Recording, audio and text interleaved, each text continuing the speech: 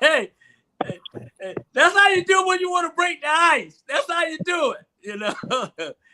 Hey, what's up, my people? What's up, my people? What's going on? Hey, we living. Welcome to America After Dark Saturday Night Takeover Part 2 with the Homeboys. Hey, we about to crank it up. Definitely about to crank it up. So how y'all living? How you living? Yeah.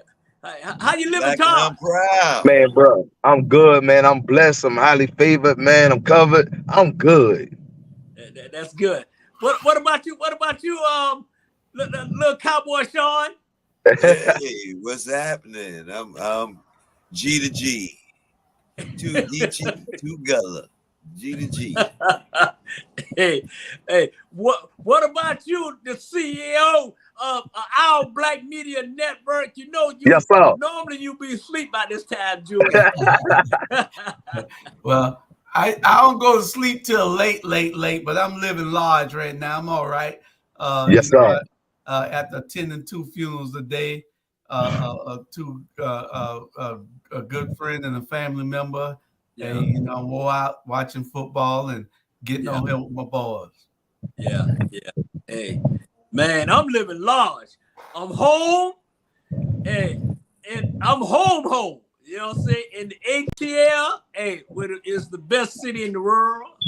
You know what I'm saying? And I'm gonna leave it like that. Hey, y'all know, hey, hot Atlanta, I'm gonna leave it like that. Hey, Sean, you need to come up here one day and visit up here and bring your cowboy hat. I got some horses in the back for your ass. Hey, I give you an invitation to come on down in Atlanta, Georgia, all right? Hey, to the rodeo. Yeah. To the rodeo. There you go. Right. I know we got some more boys coming in, so hey, you know how black folks is. They always late, never on time, period. Hey, they late when it's time to pay the bills. They late when it's time to show up on the show. Hey, we just late. Hey, but like I say, hey, welcome to America After Dark. Saturday Night Takeover. I appreciate everybody tuning in. Call your mama, your daddy, your brother, your sister, your grandmama. Call everybody and say, hey, we got the one and only Our Black Media. We about to act a fool. Well, I'm about to act a fool. Yeah. Hey, I got a lot of shit on my. Hey, I got a lot on my mind, buddy. Trust me. Hey, like I said, they're gonna tune in. We want to share. Thank y'all supporting all our programs and everything. And I want to thank the one and only, the master, the 3rd district candidate. Y'all go out and definitely make the right choice in November, Mr. Tar Rose, boy. Glad to have you, man. Yes, sir, man. Thank you for having me, man. I appreciate what all you guys do, man. Yeah. Appreciate you guys, man. For real. Solid, 100. Definitely. So, hey, we're going to get it started. First thing first is this here question of the night. First thing first. What is a black man responsibility? What is a black man responsibility in our community and in our country? What is our responsibility? Everybody trying to tell us what our responsibility is. Let's tell the people from our mouth what our responsibility is. Go ahead, Drew. Well, I think our responsibility as men, especially black men, is to make sure that our community is good. Right now, we're failing to do those things because we don't know where we're at. We don't know what we're doing lately, and there is no unity in our community. We are an example of that unity, trying to reach out to everybody. See, you have those cliques, those elitist cliques with the Otis Johnsons and the Vane Johnsons and all those guys, and they trying to bring those sellouts in there with them. And so they are different than us. They're not trying to unite anybody with us. You know, they're trying to keep us divided so that only a few can reach what they need to reach, that generational wealth or wealth in itself for themselves. So we have a responsibility as Black men to make sure that our community is right. We do everything that we can through our different platforms here on our Black media, and we try to get those people elected through ATR consulting. So it's just being in the right positions as a unit, all of us, to make things work for our community, and that's what we're trying to do. And that's what I figure our responsibility. We have a duty to make sure that everything's right, just like those pastors have a duty, but they're shirking their duties. So we're the only race on the planet that isn't doing what needs to be done. So you know, as we go on, we'll talk about it. People just need to tune into our shows and see what we're doing. We're not anti-Van. We're not anti-Dietrich. We're not anti all these people. We just want them to do right. We don't care whether they serve 5 terms. Just do right by our people also. We see what you're doing over there. Do right by us also. And that's why we got people like Todd Rhodes running for the district, so that there can be a change, a real and not a sellout change. Absolutely. 100. Yeah, absolutely. Hey, what about you? What about you, Todd? What is our responsibility for the Black community, America, just in general? You know, I'll say for the man, our number one responsibility should be to take care of our home first. You know what I'm saying? Our family. Because if you can't get it right inside the home, you can't get it right nowhere else. You know what I'm saying? And if you think about like the structure, especially with the challenges and stuff that we're facing, a lot of the men are absent from the home. You know, a lot of the men are not in the picture. Some of the men, you know, and it could be for many different reasons, you know. And we already have a lot of things against us, a lot of things we have to battle with, a lot of things we have to endure. So I just think it's just so important for us to first, you know, understand our power. You know, we've been given a certain power. We are the head. We are not the tail. We are the head. So once we have an understanding of our power and we have an understanding of our role and our responsibility as a man, once it starts in the home, then therefore we branch it out. We branch it out into the community. We branch it out everywhere we go, you know. And I look at it like this here. Every day as a Black man, I try to either plant a seed or water a seed that's already that's been planted.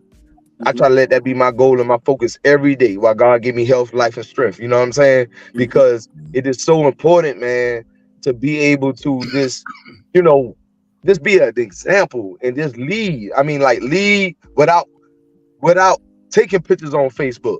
Lead without showing people. It'll speak for itself, you know. So that's my take on it, man. All right. What about you, Cowboy Sean? I agree. Everybody, man, it's good. I feel like we need to look ahead, be more of a strategic mind. You know, look ahead. You're supposed to look 3 steps ahead. You're supposed to see 3 steps ahead. As men, we supposed to see the danger. We supposed to see what all the subliminal messages. We're supposed to see the harm coming in our families and stuff like that. And we're supposed to stop it. You know, you understand what I'm saying? Yeah. When most of the fathers in jail, right? You know what I'm saying? When most of the fathers in jail and life is being seen through the eyes of the mothers who have to, you know what I'm saying? It's like we failing them, but we're falling into the plan. We're falling into their plan. You know, this is a designed plan. Right. You understand? And it's like genocide, cultural genocide, mental genocide. And we just got to reach our youth again. We got to reach them through more than just sports. You understand? Right. Through more than just sports. Through more than just a song. You understand what I'm saying? Right. Right. Because they'll listen to a song, a good rap song about killing each other. They'll remember the words and everything to that. Right. Yeah. Right. Right. Yeah. You're right. You're right. Well, hey, all y'all had good answer. All y'all had good answer. Um, a black man responsibility is to kick y'all ass. No, I had a moment. I had a moment, man. You know what? Nah, I'll piggyback. I agree with all y'all. Trust me. I feel like our responsibility, number one, is to take care of our family, take care of the women, take care of the kids, just take care of our family first. And just do the right thing, man. They always putting all us in the same box. And you get to a point right now, man. We've been blaming the white folk for 400 years of just what we going through, man. It's time to stop, man. Shit, I ain't blaming nobody if I ain't paying my house note. Hey, trust me, I ain't blaming nobody, because Mr. Cooper gonna say, look here, I'm blaming you. You know what I'm saying? Hey, we just have to stop the nonsense and stop all the selling out. And I did Facebook earlier today, and this is the God and heaven truth, y'all, what I'm about to say. I am ashamed to be from Savannah, Georgia right now. I am a damn shame to be from Savannah, Georgia right now. I have never seen in my life what's going down there in City Hall, what's going down as these black men. They're selling out. It's a shame, man. And this is personal to me. And I'm gonna keep on doing it until the day I die. Van Johnson is a personal thing to me, because I have never seen nobody just totally throw a whole community down on, throw it in the river. I have never seen it before in my life. And he walking around with, but ain't nobody want to touch you, dude. I'm having a moment, but I'm gonna say, let me take this moment, because this is my damn show. Let me take this moment. Ain't nobody gonna touch you, dude. I don't know why you got these guys following you. Who wants you? Who wants you? Besides that guy, the head guy on P Valley. Who wants you? Ain't nobody wants you. Dude, I'm being honest. Ain't nobody wants you, dude. All we want for you to do the right thing, okay, and take that wig off. That's all we want you to do. My opinion is my opinion. It's not our black media opinion. It's not America After Dark opinion. Yes, America After Dark opinion. But hey, I'm just over it, man. I'm over these so-called Negroes, man, supposed to be men's and not men's. Levitt and Pewdie and all of them, man. Man, I'm telling you right now, to all of y'all. Hey, yes, I was born in Savannah, Georgia, but I raised up in Atlanta, Georgia, where black people stick together, come together. Andrew Young, you know what I'm saying? David Abernathy, all these guys. And for what's going on in Savannah, Georgia, I'm ashamed to say I'm from Savannah, Georgia right now. I got people in Atlanta, we talk, and they ain't doing nothing but laughing at us. Not me, laughing at Savannah. And I'm talking about black. I got white, black, all friends. And they asked me one question. What the hell that man doing down there? He living on the pandemic. The pandemic done gone. Oh Lord, I caught myself. I'm sorry. Hey, moving on. I had a moment. I don't want to get kicked off. I had a moment. But what I'm saying is this. Stop. Hey, we as black men, one of the most strongest black people in the world. Black women are the most strongest women in the world. We done go through so much. So at the end of the day, I can't blame nobody if I fail. I can only blame myself. Y'all, hey, agree. All right. All right, America. I'm sorry. I got that off my chest. I had a moment. Y'all know Jewish, y'all. I have these moments sometimes. Hey, Miss Producer, next subject, please. Going deep with America. Going deep with America. Can I caveat from what? Hey, did I got on you? Can I caveat from what you said? All right. Okay, go ahead, cowboy. That's what I'm asking. That's why I want to ask. Go ahead, cowboy. while you was saying it, man, thinking about it, man. Remember how Troy got defeated? Troy got defeated with a Trojan horse. With the Trojan horse, they thought was a gift. Because that black man, we went on and voted check in. Why? Because he black and he gonna do more for us and everything. Van Johnson been a Republican, you understand me? The man been a Republican. He had they snuck him in with the agenda that he's following now. He ain't did nothing for black folks. He ain't did shit for black folks down there in Savannah. Oh, snap. And I'm talking. No, go ahead. Go ahead. Yeah. You go ahead. You know, but I just wanted to, say that part. Yeah. And I understand. And you know what?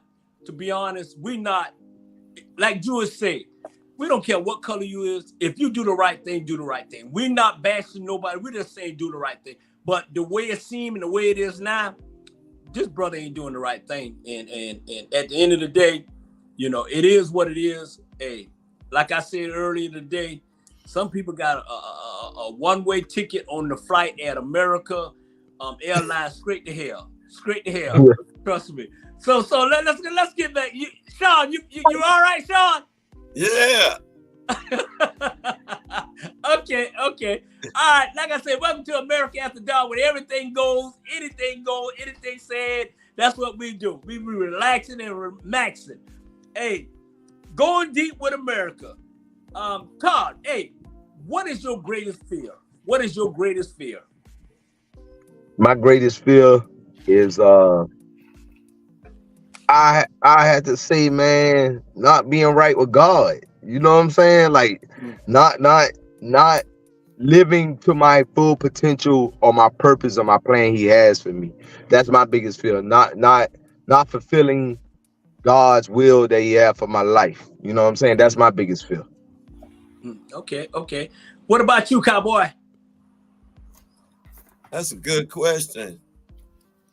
Give me a good answer. Guess not being remembered. That's my greatest fear. Not being remembered. Oh, damn, I never heard. Remember where? After you gone? Right. Yeah. Right. Son. Damn, that's deep. It's deep, but when you dead, you're gonna be remembered for about 2 weeks. Not me. That's why I try to leave. I've given away so many art pieces. I understand, but you're gonna be remembered for about 2 weeks. Sandra, what up? Tell him, Sandra, he's gonna be remembered for about 2 weeks, and then the only one's gonna remember you after that is your girls, your dog. Everybody else ain't gonna remember you, ain't gonna care. You just that's it. Everybody gonna cry at your funeral.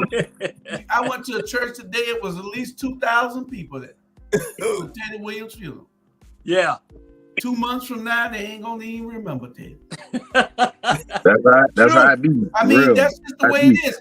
I'm gonna do a show. I was telling Tanya today. I promise you. I'm glad you even brought this up because I was telling Tanya today, Bernard, that I'm gonna do a show called "It's All Right to Die."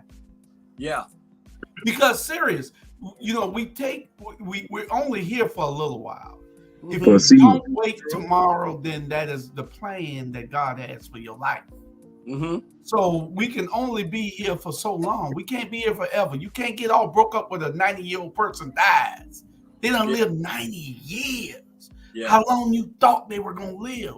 If you believe in God, then God tells you there's a time to be born and there's a time to die. So, you're going to take it hard if it's your wife, your kid, or anything like that. But you got to be able to say, I got to be strong enough to keep going, and that's what it's all about. Yeah, you're right.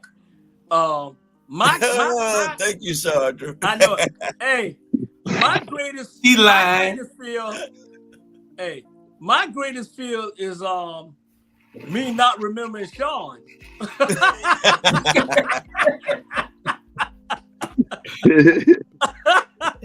my money? Everybody wants to be remembered, Bernard. Everybody.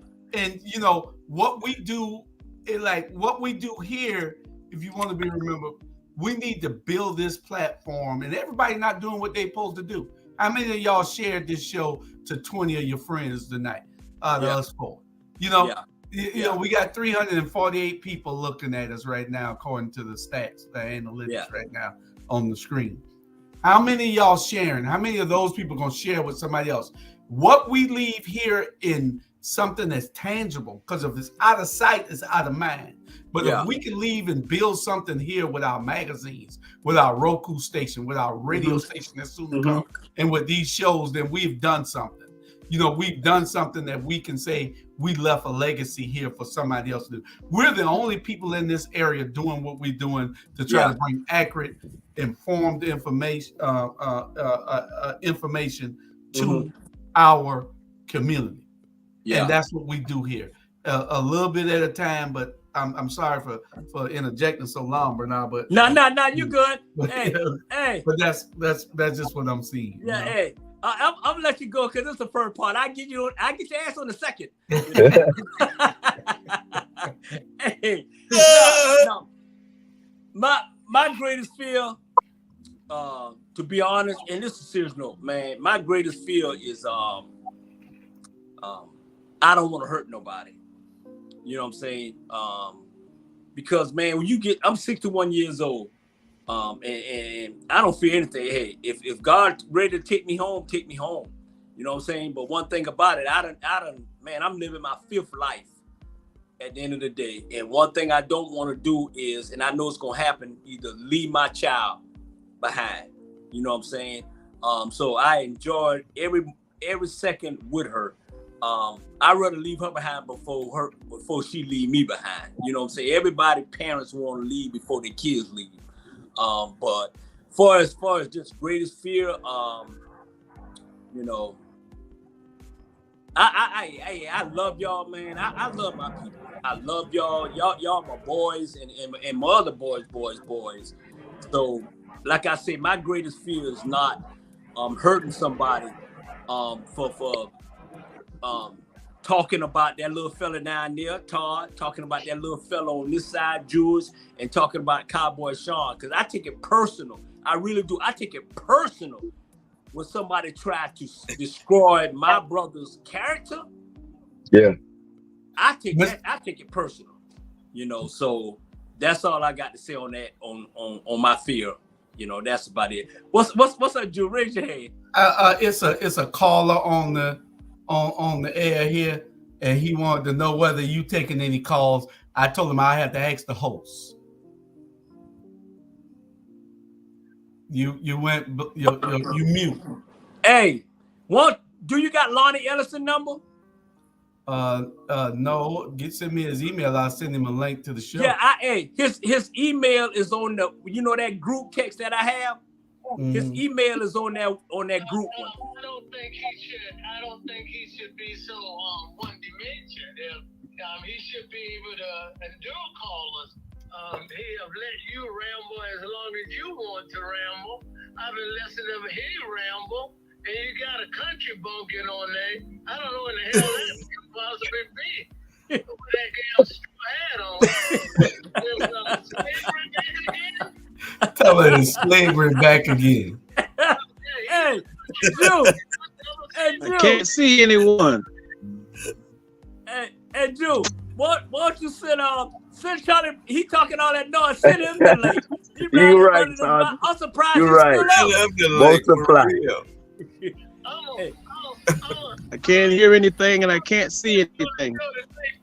I'm asking you to make me a special guest star to come on with you because you just want to hold Saturday night. I'm gonna leave and come back to see if that works. I want to come share some of the fun. Well, you need to get a right type of device so you can get on. I see little Charlie is watching.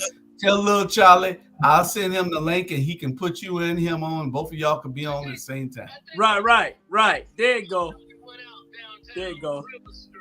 Oh, hey, what's up, Mike? What's up, Mike? Can you hear us? Well, sit back.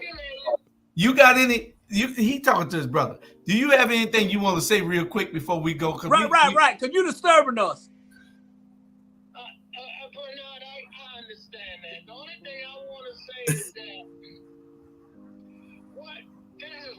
kind in this region, Savannah, people in Chatham County and surrounding area, you are being blessed with a lot of good information, a lot of fun, a lot of communication. We need to take the Black Media Network and share it with our friends. Like Jill was saying, there are about 300 people on. It should be close to 2,000 or 3,000 people on. That's how important it is, because this type of Yo, information Neil. is great. You got Todd Road on it. It's running Sir. through your district. Hey, P. Sir. Love you, P. We trying to make a difference. Okay. Well, we Hey, appreciate your call, Mr. Charlie. We got to get on with the rest of the show because he got. Hey, Jew. Hey, Mr. Charlie. Charlie. Hey, this ain't the rapper. This ain't the rapper. You gotta go. Bye. Bye. Go to sleep.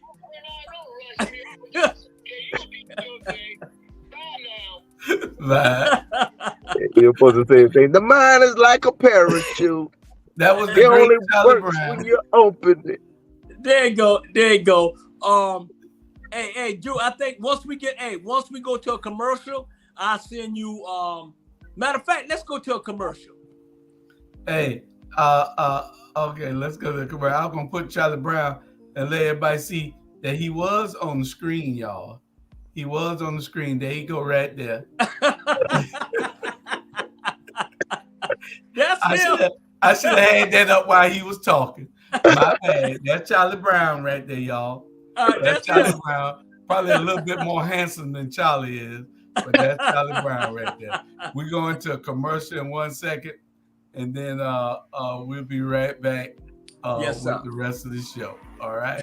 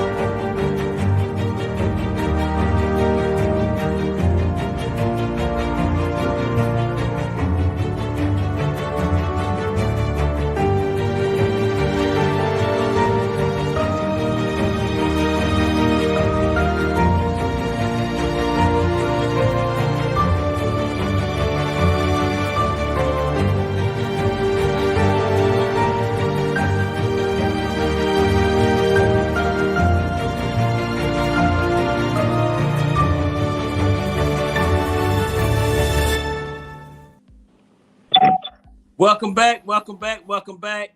Welcome back. Welcome, Ike. Welcome back. Hey, Drew. Hey, what's up? It's 912-224-7473. Hey, I didn't. Hold on. Hold I on. didn't know I was tuned in. I thought I was trying to tune in to the Van Johnson show. 912 what? 912. You got that coming, son. I know it. 912. Hey, 224 Sean. 7473. Damn. Hey, what it do? Like, Man, I thought I was on the Van Johnson show. My bad. I might have to tune out because he just. I know it. I know it. You got to tune out. Yeah, he having a party. Watch the Colorado game, man. I didn't mean to tune into your show.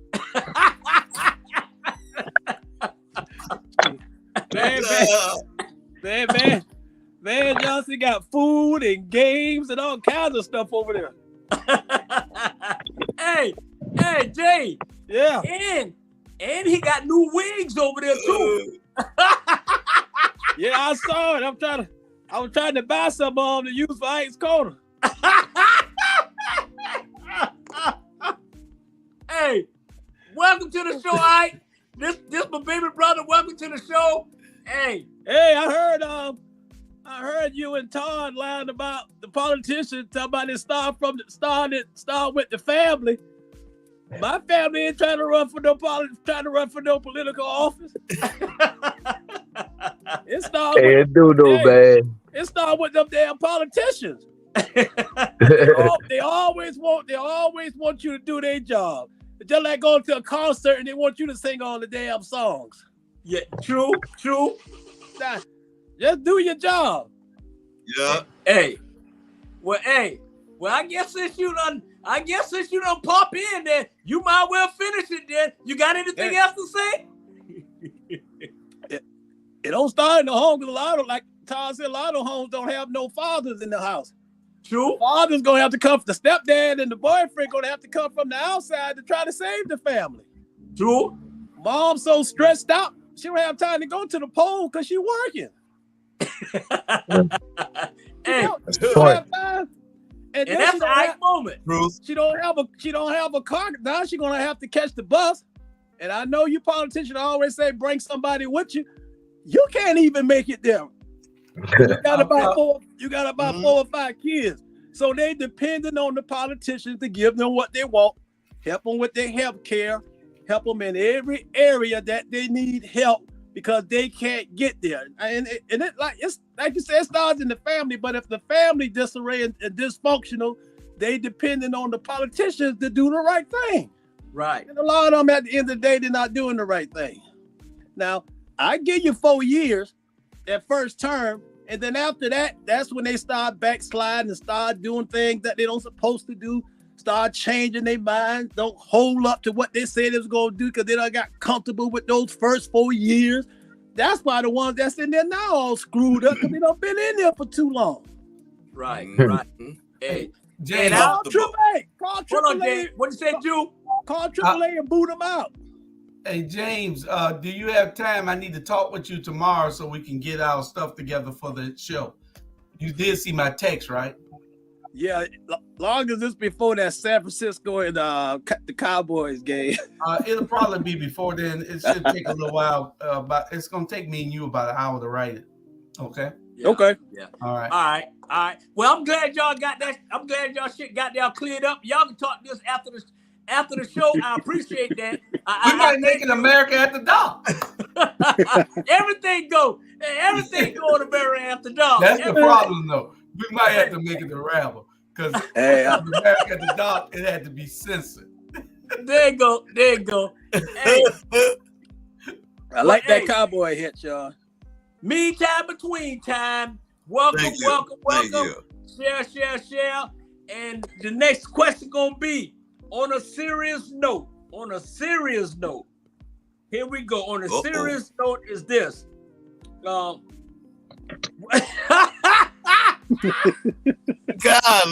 what the hell? Hey, on a serious note, what is the biggest what is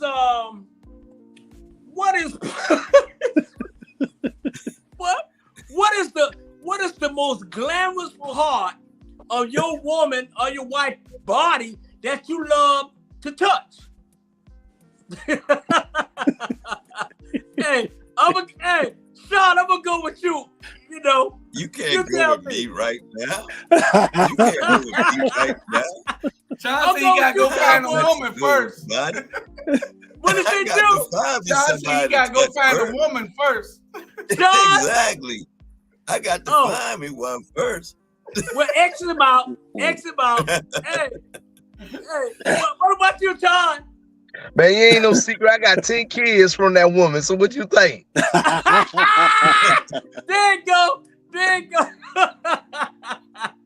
I can't stop touching. That's the problem. Hey, I know. Hey, you're doing a great job. Yes, sir. Fruitful and multiply.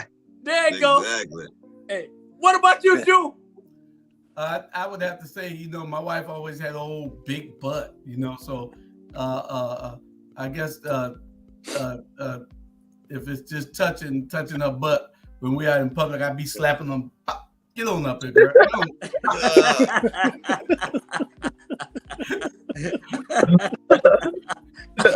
Hey, I know. I'm telling you, the question that I'm asking, it was most of the question I'm asking is coming from my inbox, so they want me to ask y'all this.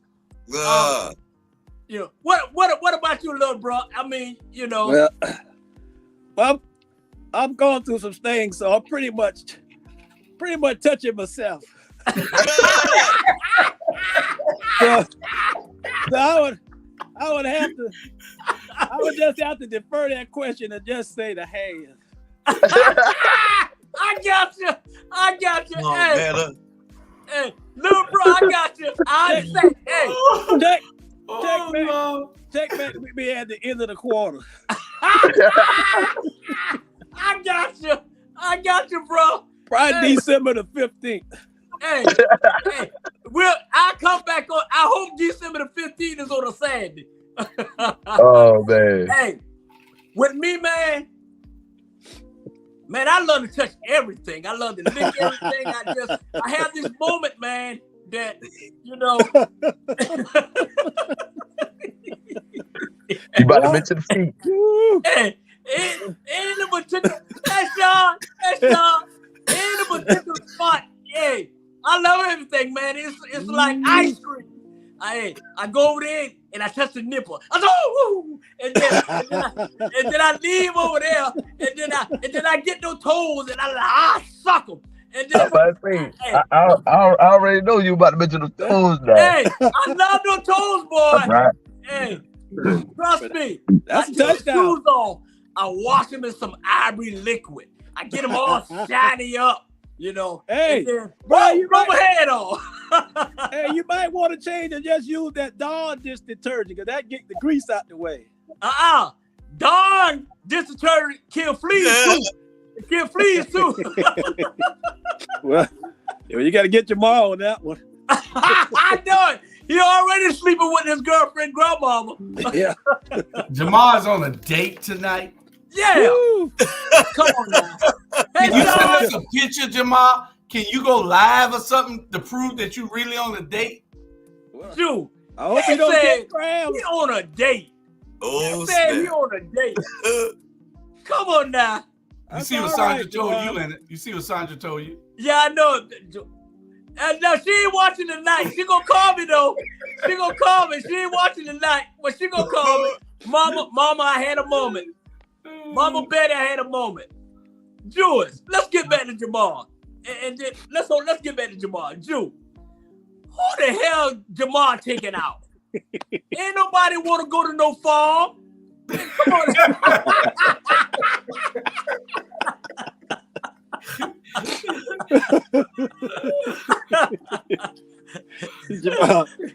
Jamal taking Dang. out he probably taking out a church member. They probably ain't Carrie Hilliard.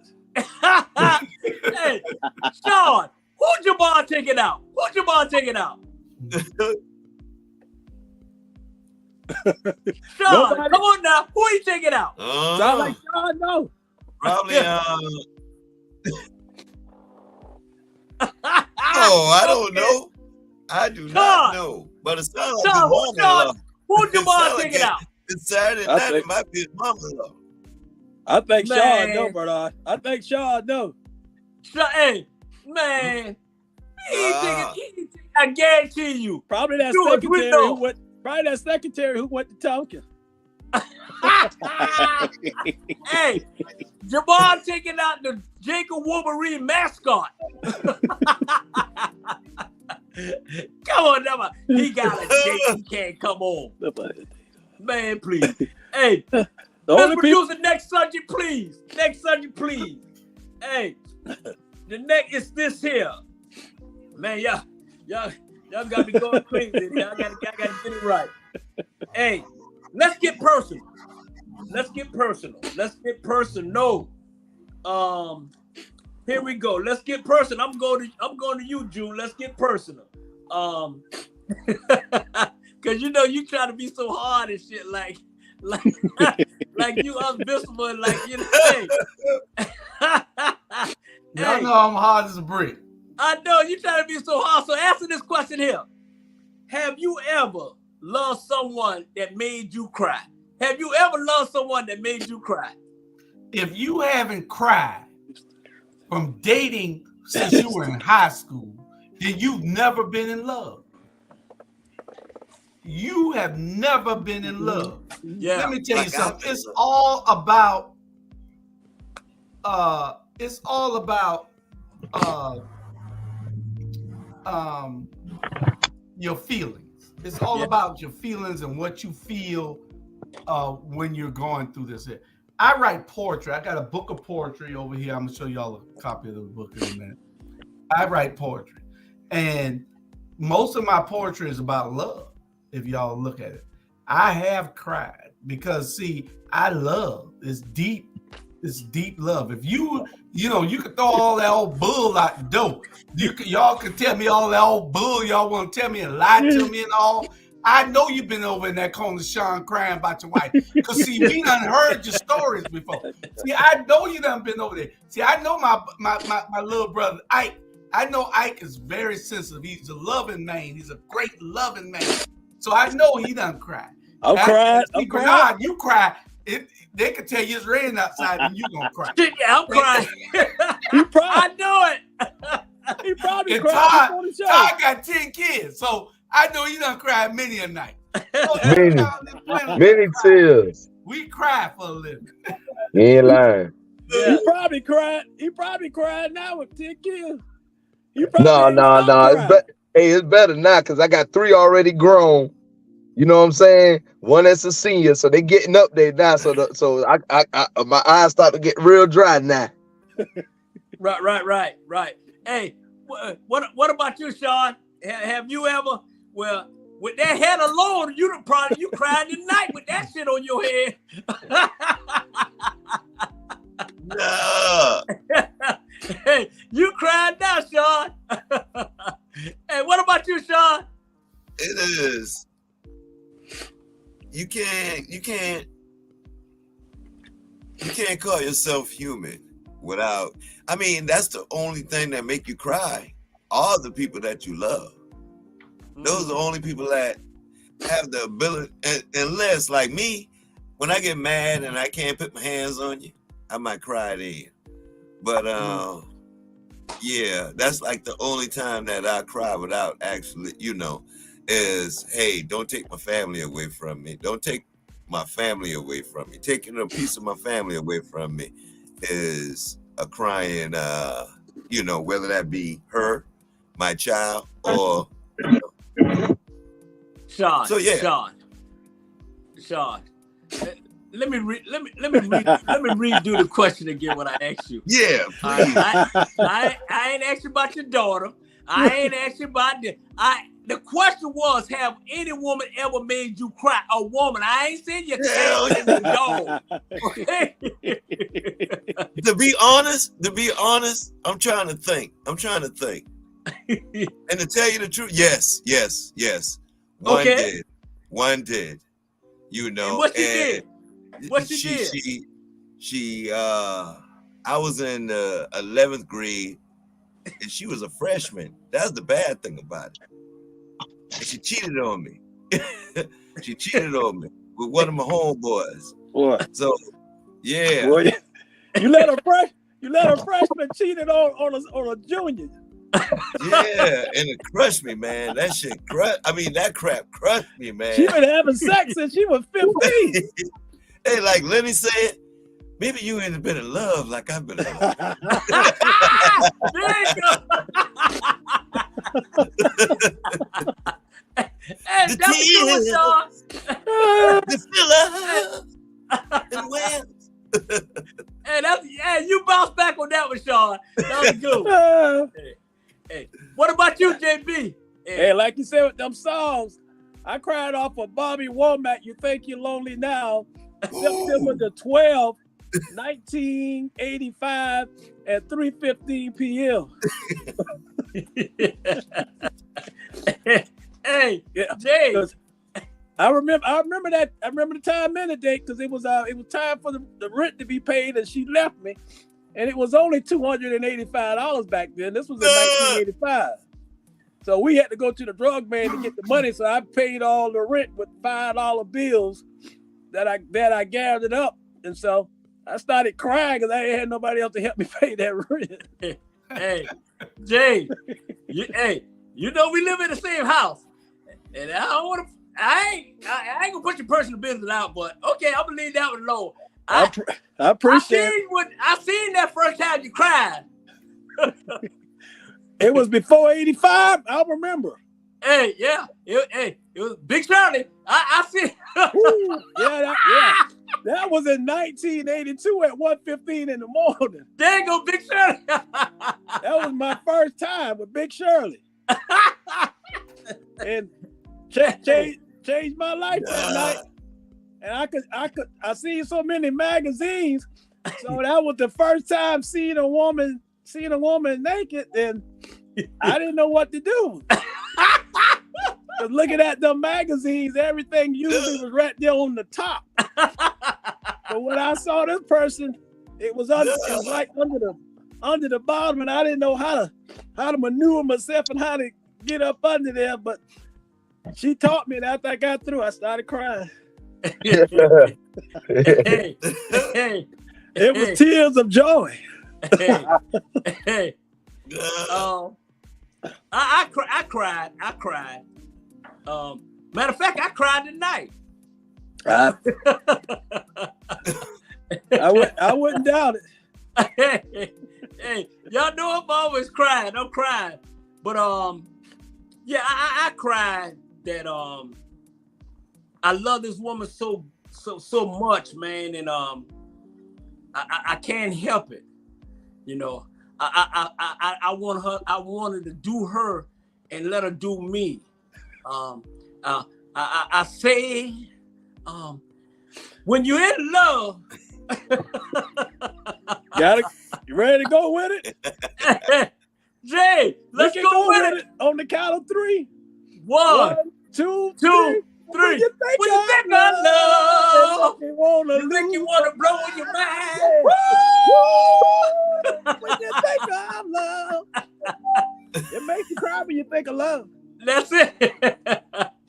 Hey, you know what? Hey, we all have been hurt. We all have. Trust me, that's what women do, man. They make you cry, you make you laugh, and at the end of the day, we still gonna stick with them. We ain't gonna leave them. Thank God we ain't never hurt a woman, because some people that take it too far, when you break their heart and they start crying, they do some bad stuff to the women. That's that domestic violence coming in. So yeah. In our case, we all been hurt, but we were strong enough to walk away. A lot of people not strong enough to walk away, and they make that woman leave this earth, and they leave the family crying for the rest of their lives. So in our instant, we cry because I got our heart broken, but we were strong enough to move on. Yeah, absolutely. Ellis said, only a loving person doesn't cry. Correct. Yeah. Hey, well, I like that one. Hey, ladies. Hey, unloving person, right? Unloving person don't cry. Yeah, those are the ones I was just talking about. Yeah, and I'm gonna switch it up. I got some more stuff, but I'm gonna switch it up. Since we're on about the crying in this here, I'm gonna ask this question here. What is the biggest deal? What is the biggest deal breaker in a relationship? What is the biggest deal breaker in a relationship? That where you just say enough. What about you, Drew? Just say, hey, enough. This feels like those debates. Why are you going to me first every time? Anyway, now. Okay. No. I got it. All right. Repeat the question again. You said. The question is, what is the biggest deal breaker in a relationship? What is the biggest deal breaker in a relationship? Since we're talking about crying, in a woman. A woman that don't want to listen when you know well, you know what? The biggest deal breaker with me is a woman that isn't supportive. If you're not supportive of what I'm doing, then, and you don't believe in what I'm doing, and I'm showing you that my passion for doing it, and you're not supportive of it, let me fail, and then it'll be all right if I fail. And then I can always look at it and say, okay, well, I failed and I can move on, but you weren't supportive. That's a deal breaker. Then you find that woman that's supportive of what you're doing, and you end up leaving her. Mm-hmm. Hey, little bro, how you doing? And where Reggie been at? What's up, little bro? I know it. Reggie been high. Hey man, bruh, I'm getting old, bruh. I totally you just told me about it a couple hours ago. I got caught I up know watching. it. I got Hey, caught up watching. that's all right. That's all right. Hey, welcome to the show. Hey, everybody, I want y'all to know this is my little brother Reggie, and that's my other little brother James Brown. I'm the big dog What's in the up, house. bro? That's why I look so handsome. You know. Yeah. Hey, so what about you, Sean? What is the biggest deal breaker with you in a relationship where you just said, nah, that's it? Trust. Okay. Trust. Okay. Mm-hmm. Once the trust is gone, I got to watch you. You got to watch me. We in each other phone. I don't. The phone thing. Don't go on my phone. Don't go on my phone. But once that trust is gone, it's gone out the door. Yeah. You know what I'm saying? You don't trust me. I don't trust you. I might end up with hot grits on my chest. And you know what I mean? And you might end up with bed bugs, you know. Oh man. You know strippers got bed bugs, man. What strippers you been messing with? No, he did. Hey, you better watch out for the bad boy, cause hey, they bringing the bad boy from France, isn't it? Over here. Yeah. Hey. Hey, all right. Hey, little bro, since you just getting on, I'm gonna throw that question to you. What is the biggest deal breaker in a relationship when you just say enough is enough? She can't cook. Reggie won't eat. Bruh, I'm simple. I'm from Georgia, bruh. I'm from Georgia. You gotta be. I ain't cooking it. I ain't cooking. Not every. You know what I'm saying? You got to cook. Yeah. You know what I'm saying? Okay. You can't cook, burn up the kitchen. I mean, bruh, that's the first. That's the first thing. That's the first thing. Boy. And I'm with bruh, I don't know his name, but I'm with my man. Yeah. Trust, I guess that's gotta be the second biggest thing. You know what I'm saying? Yeah. No trust, then what is it? You know what I'm saying? I can't trust you, you can't trust me. Right. You know, we may not be together. Yeah. But you gotta cook. You gotta know how to cook. Okay. Cook you gotta throw down in that kitchen. Come on now, don't act like we don't know. Yeah, you got it. You're right. That's the hard. What's up, Drew? Bernard, it was a question came in and they sent it to my phone. So I sent it to you so you can, if you want to ask it later, I don't know. It's a question that came in that they wanted you to ask the panel. What is that, Drew? They wanted you to ask the panel this question. I sent it to you. Text it. Okay. I texted to you already. All right. Well, I'm gonna let the panel know. Look here, this America After Dark. This is my agenda, and you sending me questions, and if I want to answer, I answer. But I'm just saying it was a pretty good one, so that's why I sent it to you. I know it. I'm joking. I'm just joking. Y'all know I am. I have a moment. Hey, what about you, Todd? What is the biggest deal breaker to you in a relationship? What is the biggest deal? I say trust and also not being understanding, man. You got to understand. Like, it got to be an understanding. You know what I'm saying? Like, for instance, like my boy, the song by the Isley Brothers say, I got work to do. You got to understand. I'm not going to be work to do. I'm not going to be in front of you all the time. Like, I got things I got to do. You know what I'm saying? So you have to be understanding. And as well, too, I'll say the same thing for me. We as men, we got to be understanding sometimes, too. Yeah. So it's just like, you know, just be an understanding of each other and what we got, the gifts we have, and the things that we do. You know what I'm saying? Because we different. We different human beings. What might be for her may not be for you. You know what I'm saying? So you have to have balance. But I definitely, like I say again, trust and understanding. You got to have trust and you got to have understanding. Yeah, definitely. What about you, Jay? That old cheating, stinking Aztec.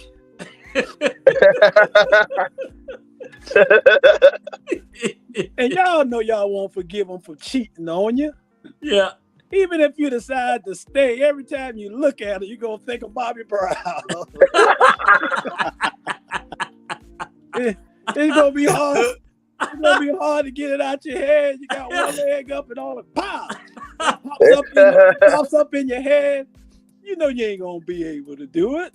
Yeah. So for me, that's the biggest thing, just cheating. You know, Yeah. I might stay with you for about an hour. Just give me long enough to just take those 5 items I brought in with me. Yeah. But I can't stay with you. And Jamal just called me, so he wanted me to throw this out. The biggest thing with Jamal was Todd and Reggie don't know. Jamal slept with his girlfriend and mother and got her pregnant. So that's another reason you won't stay. You know, when you're sleeping with your girlfriend, mother, and get her pregnant. So those the biggest two. Cheating for me, and for Jamal sleeping with his girlfriend. No, okay. No all sex. Okay. Hey, all right. Okay, no all sex. Hey, that's your deal breaker. Look, hey. My biggest deal breaker, the word that's coming out of my mouth is not affiliated with our black media. It's my personal word. But on a serious note, my biggest deal breaker is this here. Hey.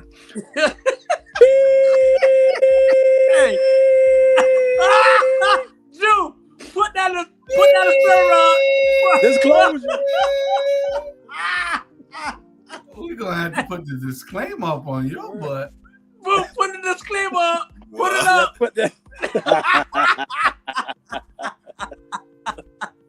Hey, my biggest thing, if you can't pee on me, hey, that's a deal breaker.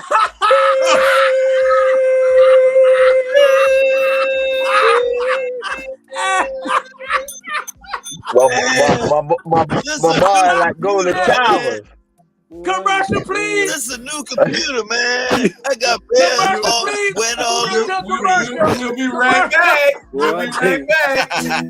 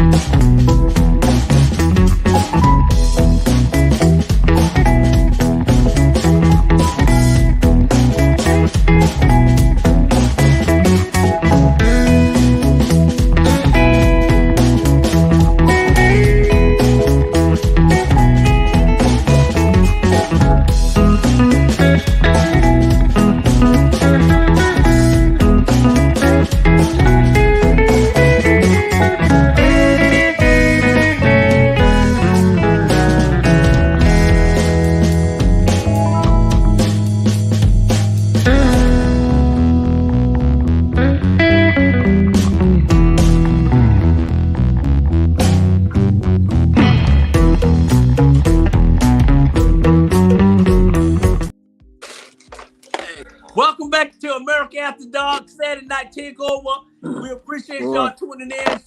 Share. Like earlier Dave Jewel say, share. We want everybody to support our black media, support all our shows. And we love y'all. Call your mama, your daddy, and your brother and your sister. I want to welcome JB to the panel. I want to welcome Reggie to the panel. I want to welcome Sean to the panel. I want to welcome Jules to the panel. I want to welcome Todd to the panel. And I want to welcome our guests for tuning in. And one of the guests asked the question was this here, y'all. And this anybody, I'm a point. They asked me this here. Have you ever been in love with another man, woman? Have you ever been in love with another man, woman? That was the question. And I'm gonna throw this to I'm gonna throw this to Sean. Have you ever been in love with another man, woman? Hell to the no. I don't even compete, bro. I don't even compete, bro. If she tell me there's somebody else that could get it, okay, let them have it. Because I don't even compete. I shouldn't have to compete. Oh, okay. Hey, JB, why don't you go ahead and do your favorite thing and let our supporters know who's supporting us on this panel? Boy, I tell you, I'm trying to wait for it to come back on the ticker. So I'm going to just catch it in the middle by just saying dial 912-225-1600. Office in Savannah, Atlanta, and Statesboro. www.dbjlawyers.com. That's David Boozman. Dave's Boozman, Johnson Law. That's the law firm that gets great results. And they go to number 912-225-1600. If you got a DUI, if you done been in a car wreck, someone rear-end you from behind, just call them. And at the same time, go pick you up something from the farmer's market off of Highway 80. Black and owned and operated, the best price in town. They got all the fruits that you need. They got the watermelons. They got the apples. They got the oranges. They got everything you need. And once you done got your belly full, go pick up your clothes at One Price Cleaners in Garden City. So stop by Garden City for the farmer's market, get your clothes clean, and call your lawyer. So you got everything you need. There you go. You got everything you need. There you go. And we appreciate that. Now, the question was, have you ever been in love with another man, woman? Lil Reggie, go ahead, answer that question. This not my question. This was one of the guests that's tuning in want to know. I guess that's a problem. Yeah, I guess it's a problem for some people. Yeah, I guess I'm with bruh man. Nah, I don't compete. Yeah. Never had to. Never. I'm a Brown. Yeah, that's it. We're Brown. That's it. Exactly. Yeah. Don't compete. Don't compete. Don't have to. Compete. Yeah. Don't have what to. About it's you, too, Joe? What about but you, it's too Joe? many. Oh, but it's too many out there. There you go. Oh, yeah.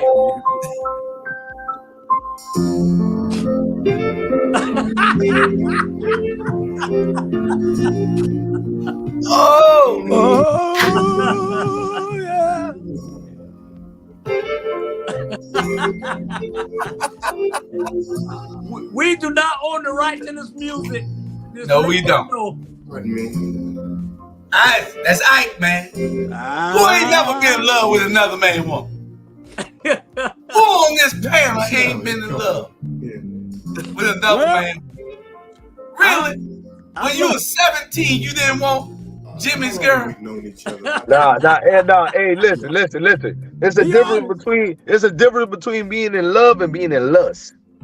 Same thing. When we were 17, it's the same thing. Exactly. It's the same thing when you're young. When you, I explained it, man. I broke it down. I made you go get her. Yeah. And most times, what you did, you got her. Yeah. I don't mean Bernard. Yeah. We got you. Hey. What about you, Todd? You gotta understand. I'm like 10 years younger than y'all, so things have changed. The game changed by the time, we were loosening up our jeans. Y'all were wearing tight jeans back then, Hey, what about you, Todd? Have you ever been in love with another man, woman? Who, me? Yeah, you, Todd. Hey, I told you, it's a difference between being in love and being in lust. Oh, okay. You know what I'm saying? Yeah. I mean, I can tell you, you could be in lust, but just because you would lust and love is two different things. Right. You know what I'm saying? Yeah. But for no, sir. Yeah. No, Lust, sir. That's it. Lust and love. That's it. Hey, what about you, Jay? Yeah, I don't want to call her. I just give you some initials. SP. I was in love with SP. She was dating somebody else, but we was from Tompkins. We don't care. Yeah. We don't care. Hey. I was in love with about 4 or 5 of them. Hey, you know what? But I never act on it. But one time I was in love with her, and I ended up taking her. I'm sorry. Things like shoot up, I guess they would get a shoot up. She was a put the music back on. She was put it back on. She was a cheerleader. And I used to see her all the time, and I asked the person. I said, "Hey, are y'all still dating?" Try to be honest. He said no. So when he said no, that just gave me the green light. But you don't have to wait. Before I knew it, me and her was in each other's arms. I was holding her tight, whispering in her ear, and told her that I loved her. And I apologized to the other person. I'm like, "Hey, you said you didn't love her anymore. She needed love. She wanted love." Yeah. And I was in it for bad love. You can't get out the way. Say, When when you Cuban think of shoot love. an arrow, you can't get out the way. When I seen it, Bernard, couldn't think things just didn't taste the same anymore. Hey. That's a good question. That's why I thought you would like it. It's a good question. Yeah. Reggie, you done been in love with a Reggie said he was. No, Reggie what, man? He a brown. He was, but you. But my thing is this. I don't mean to do it about Hey, love, because I don't want nobody to- I wasn't in love with another man woman, but another man was in love with my woman. Oh, okay. Boy, you scared. You know what I'm saying? But they all in love with my woman. Yeah. And you know what I told him? Guess what I told him? I said, look here, man. I said, let me tell you right now. She had the rest. Now she with the best. That's right. That's right. I got to find a 63-year-old in the country. They go act now.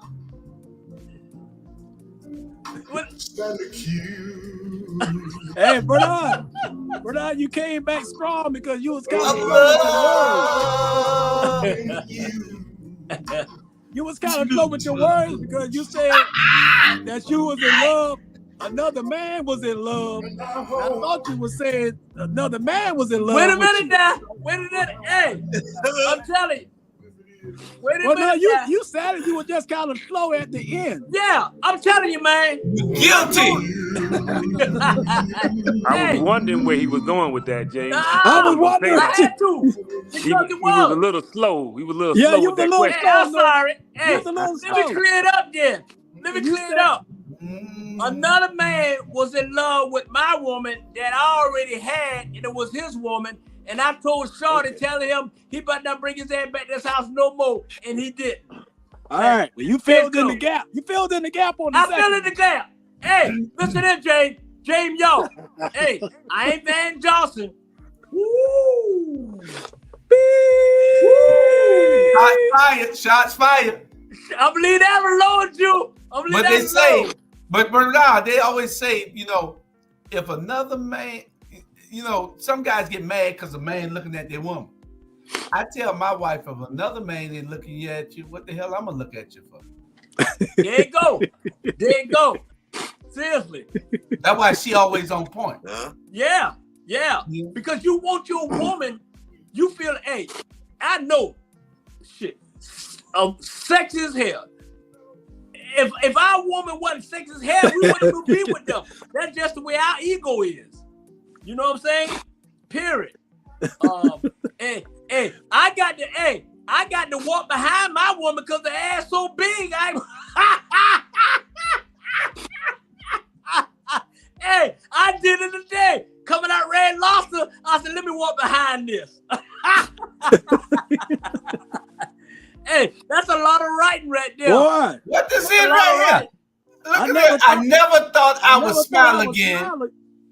Go ahead, Jane. I would smile again. My husband left me and my child for a year, and I thought I would never see him again until I came across Dr. Rufus' page here on Facebook.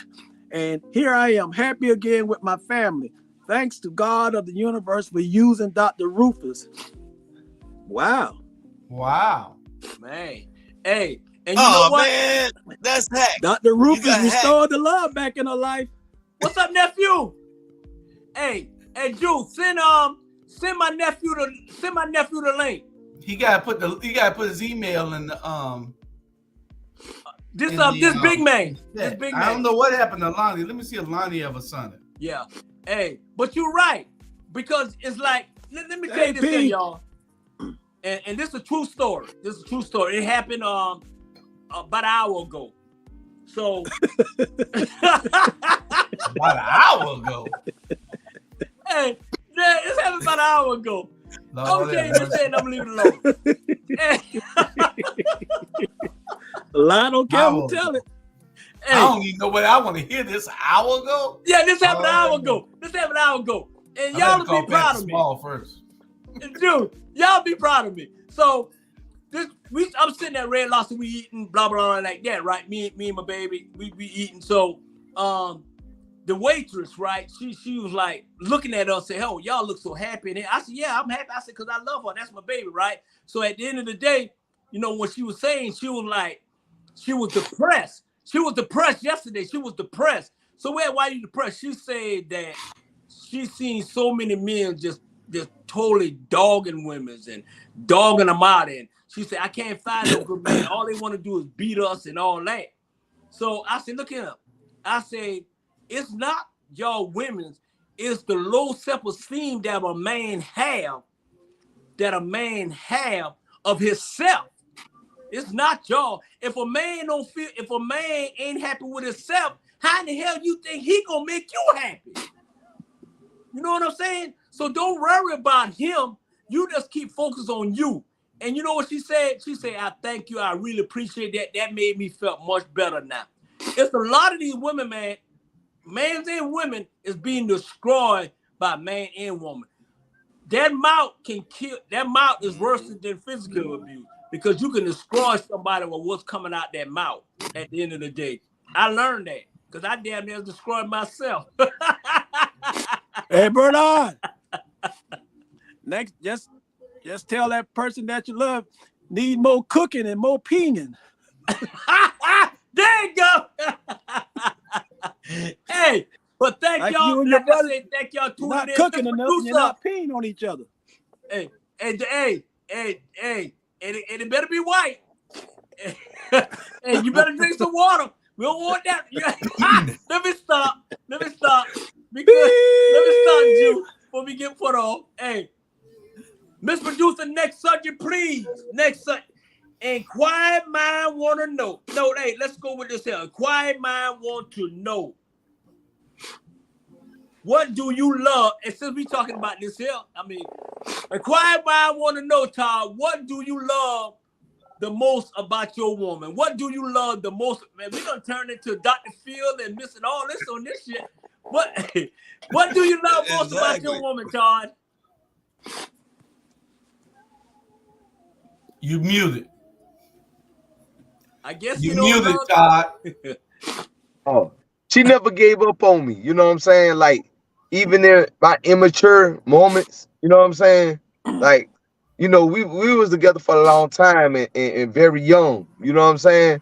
But she never gave up on me, man. Like, she always like stuck by me through my downfalls, through my worst moments, you know what I'm saying? And that right there, like in the position that where I'm at right now, it has made me be even more grateful and it feel like, man, I have to like be there for you and give you the world because you didn't throw me away. You know what I'm saying? Like, you know, you got different people in your ear on all sides. You know what I'm saying? Oh, he ain't this, he ain't that. You need to leave, you need to go.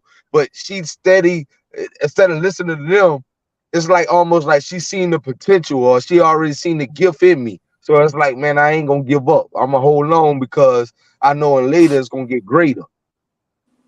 There you go. That's an amen there. That's an amen right there. That's a touchdown, Bernard. There you go. We had a touchdown a long time. That's a touchdown. That's a touchdown. That's right, nigga. Right. Hey, you shouldn't even ask the rest of us nothing. Todd done knocked it out the ballpark. You need to go to the next question. What about you, bro? Yeah. Little bro, Reggie? What? Hey, James, right? Oh boy, knocked it out the park. I mean, ain't nothing else to be said. You know what I mean? Yeah. But he's 100% right. You know what I'm saying? I mean, like for me and my wife, I've been married 30 years. You know what I'm saying? She's for richer or poor, sickness or in health. She stuck by me in the bad times and now in the good times. Like the guy said, trust. I can trust my wife. She can trust me. And the number one thing for me, is a woman has to be a godly woman. Yes. Period. For me. Mm-hmm. My wife is a godly woman. You know what I'm saying? So I ain't never had to worry about her because she fear God before she fear me. Right. You feel what I'm saying? She don't want to disappoint God, let alone disappoint me. So for me, is the best thing I love about my wife. I don't know about nobody else. The best thing I love about my wife is that she's a godly woman, and she keep me straight. She keep me on the straight and narrow. Yeah, absolutely. So that's What about you, JB? Well, bro and Todd said it all. Yeah.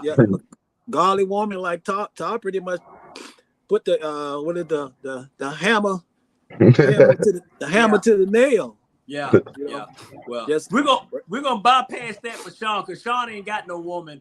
So Sean, you can't answer that. You ain't got no woman. You like Demar. Y'all still trying to find a date. I can't answer with a cup in my mouth. I can't answer with a cup in my mouth. They ain't got you. Let him play you. Hey, I want to write his music. Go ahead, you. You know, it's great to have a woman that never gives up on you. Yeah. You're exactly right. When you got that woman that understands, she might give you hell, but it's only to encourage you and to make you step up your game. well, Yes, sir. Yes, sir. And you can appreciate that. Yeah. Right. Yeah. That's one of my favorite songs there by Maxwell. We don't own the rights to this song. Yeah. But believe me, when you have a woman that believes in everything that you do and tell you, brother, baby, it's going to be all right. Yeah. And you're right. You're right. That woman motivates you to make it. Yeah. Yes, sir. My wife told me one time, she was so mad she said, go get a job. I was already working. But she wanted me to go get another job because she was mad that day. Right. But I had a job, you know, and she stuck by me even when it was slow. Now it's fast. Mm-hmm.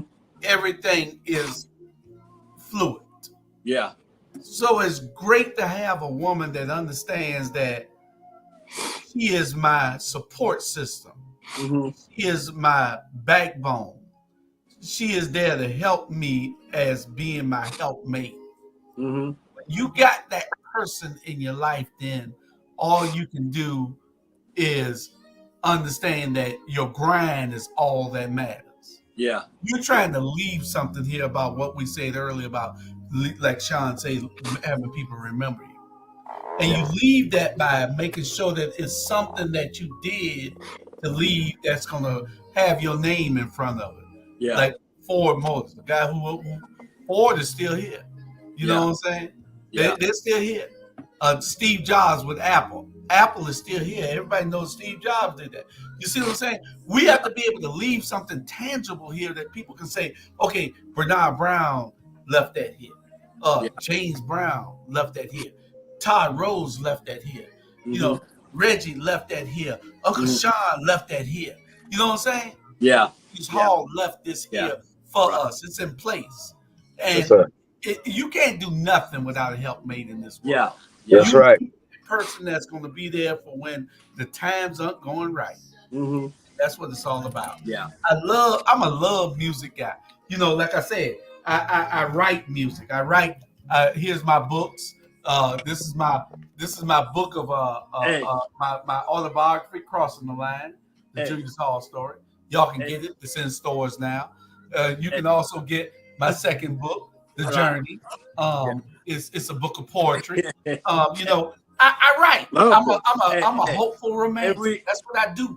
You know, so y'all can get all that. Y'all can also get our magazines. This month's issue of Hello Atlanta. Definitely. That's our magazine in Atlanta, Georgia, y'all. We got a magazine in Atlanta. We got a magazine in Port Wentworth. We got a magazine in Savannah. Yeah. And we got a magazine coming in Jacksonville, Florida in a couple of months. And then we go into Charleston or either Charlotte. All according to what fancies us. Right. Charlotte or Charleston. And we got our own channel on Roku TV. You can get our channel on Roku TV. Yeah. See, y'all are helping to leave the legacy for us. Mm-hmm. And not only that, we got a radio station that's starting in a couple of weeks called Hot 2100. It's not, but you can tune in on your car phone. You can put it on your car phone once you download it on your phone and then play it through your car phone. Yeah. But it's Hot 2100. All our shows will be on there. We'll be playing 24 hours worth of music when our show's not on. And we got all these shows, over 20-something shows and more to come. Bernard, you're leaving a legacy. James, you're leaving a legacy. This is what we do on Our Black Media with the hosts that we're doing.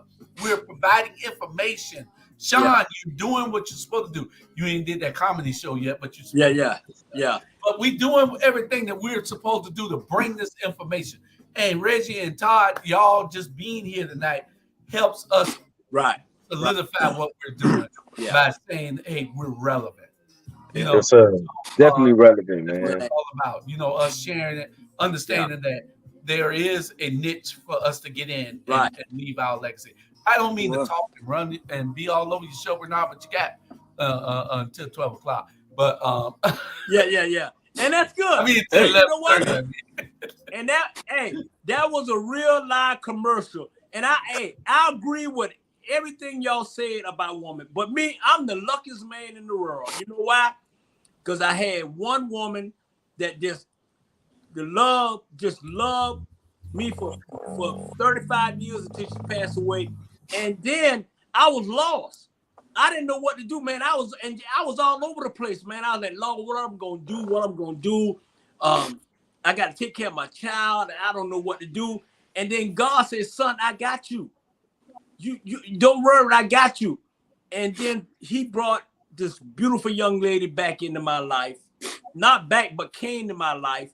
And I'm just being honest with y'all. Vanity Shorty. And this girl here, man, I'm telling you right now. I got to tell you, Jew. Hey, listen, I'm telling you right now. Tonight, it happened about an hour ago. Man, we recommitted to each other for the rest of our life. We recommitted, man. And I'm just letting y'all know right now, hey, we good and man, I needed it because at the end of the day, it takes a strong woman to deal with me, my personality and everything. And man, it was beautiful. We recommitted to each other. She looked at my eyes, I looked at her eyes, and we're gonna say, hey, I love you, you love me, let's do this. At the end of the day, Ebony and Ebony, Jules, Ebony Ebony, hey, I can Tina all that. Trust Congrats, me. bro. Hey, I had to, man. I had to. Hey, congrats, bro. Congrats. I know, but I'm saying this here. Boy, I seen all that ass. I ain't had to do number 2 commit. Hey, what's up, nephew? Welcome to the show, nephew. What up? What up? How you living? Cooling, man. I'm all right. Yeah, I done joined in late, man. Like y'all about to end, right? No. You came in at the right time. We're gonna ask you. We're gonna get your question. The question was this here.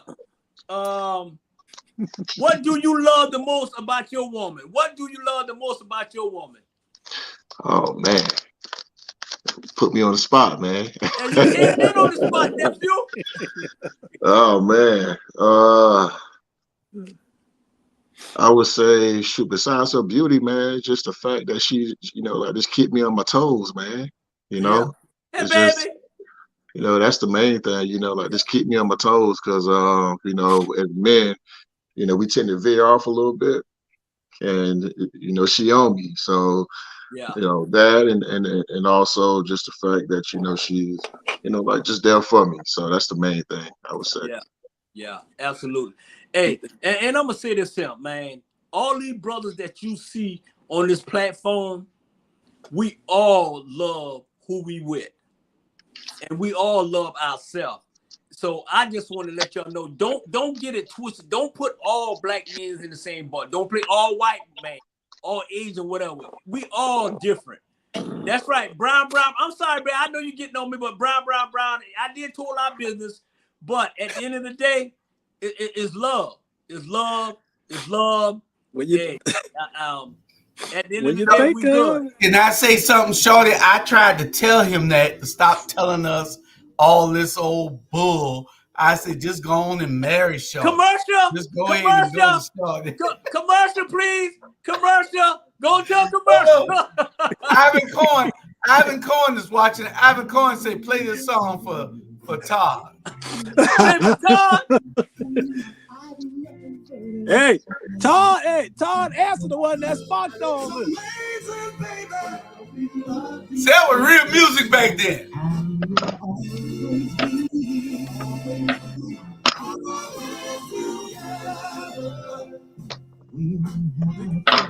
See what Todd does? We just sampling it. We don't own the rights to the song. We just sampling it. Yeah. That's what it is. Okay. That's what it is. Ivan Cohen told he wanted that song for. Ivan, you good? Hey, the next question is here, y'all. Hey, open mic. Tell me one thing that the people don't know about you. Tell me one thing that people don't know about you that you should let them know. Just one thing. JB, on you. Let's see. I don't think people know that right before COVID hit, I was in a stage play called What God Allows. I played a detective. So if you go to YouTube and pull up What God Allowed jail scene, you'll see my little 15 minutes of fame. We went to South Carolina. We played at the in Augusta. We did the theater here in Atlanta. So I was doing some acting and loved it to death. And also, like Brother Jew, I like writing poetry and I like writing songs around instrumental music. I would do that without even getting paid for it. I can be up to 5, 6 o'clock in the morning. I can put on an instrumental tune and I can listen to it. And I tell no lie, within 10 seconds, I can start writing a song around that instrumental music. So that's something that I like doing. And I like helping the homeless. I go out of my way with the homeless. I keep 31s in my car. So when I on the highways and bypasses, I would give money out to the homeless. So I love helping the homeless. So those are a few things that people probably don't know. Hey, you say you got 31 to the homeless, and one of those homeless is a stripper? Yeah, I got 31s in the glove compartment. So he meant to say 40. He meant to say 40. He got 40. What you say, Big Man? Big Man? He meant to say 40. He got 40. Oh, he got 40. If you know what I mean. That's what he meant to say. He got 40. Now I use that money for the homeless. So help the homeless people. Okay. Hey, what about you, Todd? What you want people to know that they don't know about you? Todd, mute. I'm a city boy, but I'm country at heart, man. I love camping. I love being in the woods. I love hunting. Like that's the stuff I love. You know, I love nature and outdoors. I train up all my boys. Like out of all my boys, all 8 of them know how to fish. All 8 of them know how to do their own thing out there and survive in the wilderness. So, you know, that's something. Time out. All right. You see, you got 8 boys. I got 10 kids, man. 10 all together. God damn. From the same woman. For the same woman, Big Man. Man. You put that lady to work, boy. Maybe you never been in love like I've been in love. Yeah. Hey, I ain't been in love like that. They'll be talking about Todd. They'll be talking about Todd for the next 100 years. Now that's a legacy. Hey, man, that's a legacy though, man. 10 That's kids. a legacy. Yes, sir. 8 boys and 2 girls. I'm pretty sure if it was the other way around, 8 girls and 2 boys, I wouldn't have this hair, bro. I'd be bald head. Yeah. Absolutely. Lord.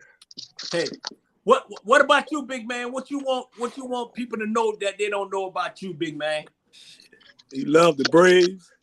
Shoot, I got. Oh, you know what? Shoot, I got 8 kids too. You know, shoot, 7 of them. You know, 6 of them in a napkin. But you know, I got 8 kids too. Oh shit! Oh, oh Lord! 6 of them in a napkin. Hey, Hey, let me tell you. Let me tell you about Oh this man. nephew, man. don't put that shoe in your mouth. Man, out of all my nephew, man, this one here, boy, big man, man. He trust me, he one of a kind, man. It's never a dull moment around this Yes, young sir. man. Hey, I love you, man. He's something else, man. Trust me. Yes, sir. Hey, what about you? Hey, big man, look at brother, look at Uncle Reggie. Look at Uncle Reggie. Oh, what up? You doing all right? What's good? What's good, boy? Cooling, man. Chilling, Pick up chilling. that Brave shirt. Hey, We'll talk man. later. We'll talk Hey, later about your man. Braves. They We lost play tonight. tomorrow, man. We play tomorrow. Play They better tomorrow. win. They They lost better tonight, win. but they coming back. Oh, they All lost? right. All right. It's good seeing you, though. Good seeing you, nephew. Good seeing Yeah. you, boy. Likewise, huh? Yes, sir. So Yes, what you sir. Good seeing you. so brother Reggie, what you want people to know that they don't know that you want them to know about you that they don't know? I think the one thing and the most important thing for me that people don't know, and I don't put it out there. You know, I think I talked to Bernard, I talked to James and y'all, but my wife and I are both ordained ministers in the gospel, Mm-hmm. and we've been ordained from years. We've been married for 30 years. Probably been in the ministry. Well, my wife's been in the ministry the whole time. I'll say for me about the past 20. But our ministry together is marriage, couples, men and women. You know, we do men and women counseling. A little bit over the phone, sometimes face to face. We take people to dinner, lunch, or whatever the case may be. But our main thing is to see couples stay together. Mm-hmm. You know what I'm saying? Once they come together and they're married, to stay together. I've been told by an old man a long time ago that a man and woman can stay married as long as they want to. If you can make it past the first 2 years, 3 years of marriage, any marriage, I don't care what goes on in that marriage, you can stay together for 50, 60 years if you want to. Mm-hmm. If you want to.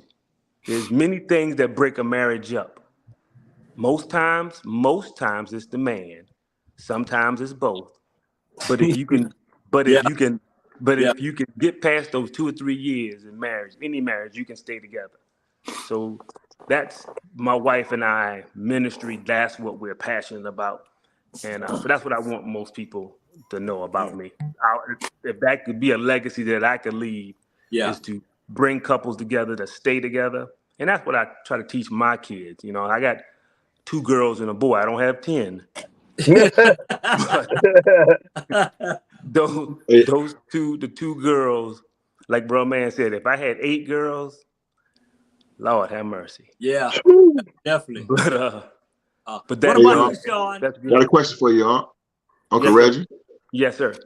Question. So, was it you who first got into ministry, or was it your wife? Oh my, Or oh my wife. yeah, because reason why I say that because I know sometimes as men, we tend to take a little bit longer to get into that process. But like, what made you get into it? Well, to be truthful, since we're putting everything out there, to be truthful for me, um, the first 2 years of my marriage, I was still drinking and going out and partying, acting like I was still single. You know what I'm saying? And had a kid on the way, my son. And my wife basically was like, "Listen, I didn't marry you to raise this family or raise this child by myself. So you need to either do one or two things. You need to get yourself together, or we out." And that for me, I did not want another man to raise my family. Right. You follow me? If I made them, then I'm gonna take care of them. Yeah. That's me. That's real. You know what I'm saying? So when she said that, I was like, I got to get straight. Stop drinking, do whatever I need to do. You know what I'm saying? I need to do. And because she was already in ministry, because she was already saved, I was like, okay, well, I need to go ahead and Yeah. get myself right. So that's what Hey, that's but what did it for me. hold on. Nephew and I coming up on our 2 to 3 years up in that area. So we'll I'm get on in touch. 5. We'll get in touch with you Yeah. to Okay. give us some advice. So Okay. I'm gonna ask you this question, and then I'm coming to you, Sean. And I mean, damn boy, this is a good show. We just open up everything. I got a question, Brother Reggie. I'm a minister, but I'm not a minister, but I'm just saying, if one person, if the wife become a minister first, right? Have it came where the wife pushing the pressure on you. You know what I'm saying? You know how with some people, wife, man or woman, is pushing the pressure on you to say, hey, you need to get it right. You need to get it right. You know, you need to fill in. You know what I'm saying? Because sometimes if you're a minister and that person is pushing you, you may not be ready. I mean, I not hope so I much can even a answer that one minister. too. Not so Well, much guess even a what? minister, but like if like that person saved or like, you know, on the spiritual path, but you on, but it's like you're not quite there yet. Right. You know, like that could cause tension in a marriage. You know, I'm talking about a lot of tension. Hold on. Can we define ministry first? Because I know the definition, but I want to know if y'all. I mean, I ain't checking y'all in that. No. I understand. It's like the definition of ministry. Right. Seems like y'all saying that y'all Let Jewish. Hey, hold on. Let Jewish you answer that because you've been on. Hey, you answer that. Define that, Jewish. That's some interference in the background. So you guys probably got to mute your mic. Everybody need to mute their mic. Who got to mute? Who's on that? Okay. Jewish. He's stuck. Yeah. Okay. Yeah. No, define. Sean want to know define minister. He want to know define it because I know you've been on their butt for a while, so they probably want to hear from you because you've been on their butt for so. Define that. What is that? It's different types of ministry. Means to serve. Right. Ministry Well, Hold on, Sean. Oh, my bad. It does if you're going to use the generic term. If you're going to use the religious term, then it's totally different. But if you're going to use the generic term and say to serve, then it's different types of ministry because Bernard just said he's a minister.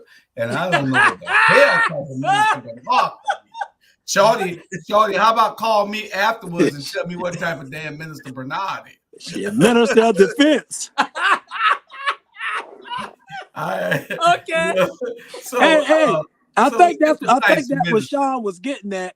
I think that's what Sean was getting at. I'm not for sure. Right. To use that word so loosely. Exactly. Because anyone. Like, you got it. Go ahead, Sean. No, you got it. Because it's like when you hear people say, "Hey, I'm in the ministry."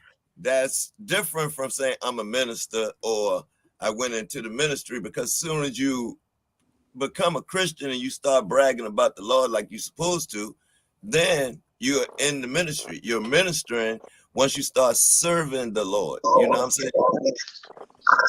See, that's why I said spiritual awakening, because I mean, you know, in my opinion, a spiritual awakening means that like you're headed in the direction of finding faith.